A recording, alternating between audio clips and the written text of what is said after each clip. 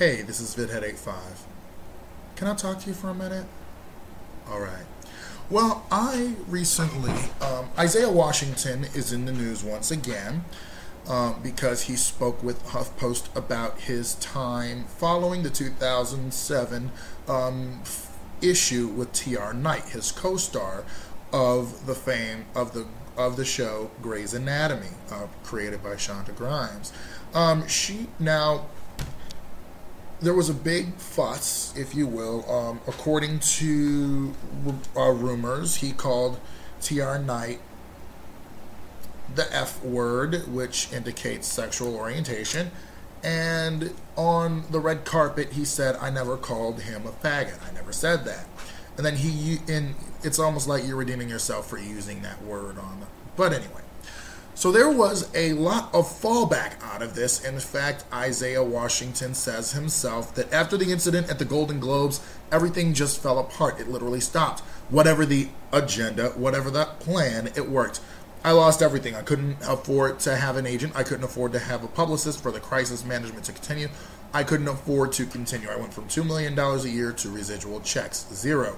I couldn't get another apartment after I turned in my lease for my $3 million home. I had to put it in my wife's name. No one wanted to touch the name of Isaiah Washington for 3 years. Actor Isaiah Washington on what happened to his career after he called castmate T.R. Knight a faggot on the set of Grey's Anatomy in 2007. Knight later said the incident gave him the courage to come out publicly. So, I started knowing who Isaiah Washington was from Get on the Bus, where he actually played a closeted gay man who was coming to terms with his sexuality, and Romeo Must Die, where he played the right-hand man to actor Delroy Lindo's character of the O'Day. He was the O'Day patriarch. So then when I heard this, I'm kind of like, ugh, there they go again. In other words, there this goes again.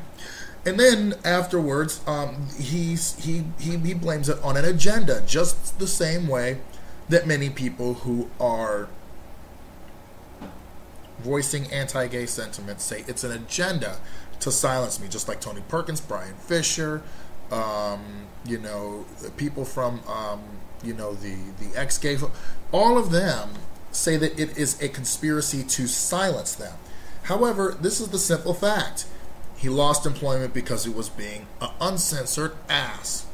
Plain and simple. First of all, you are working.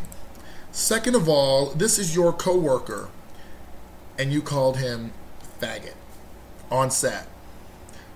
You deserved every single thing you got. Yes. Should we hold it against you forever? I'd hope not. Should we hold Paula Deen's racist stuff against her? Not if she stops. Not if she doesn't continue with it. So if anything, I think, hey, Isaiah Washington, if you haven't learned anything after this, whatever else comes your way, you deserve it. Poop on you. However, I hope that you have understood exactly what goes on when gay and lesbian children are tossed out of their homes, when they lose everything. I'm telling you, you lost everything you said over this. But just imagine being on the receiving side of this, constantly having to validate yourself to yourself and your family, and to people whose only issue with you is the fact of your existence. This isn't just something, this isn't an agenda, this isn't a plan, this is life. Many people's lives have been jeopardized because of the very fact that someone held the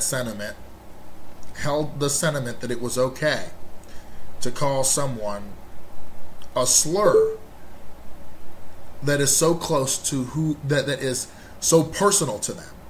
So if anything, I hope you learned your lesson, because if you didn't, the rest is on you. All right, thank you, YouTube. Thanks for letting me talk to you.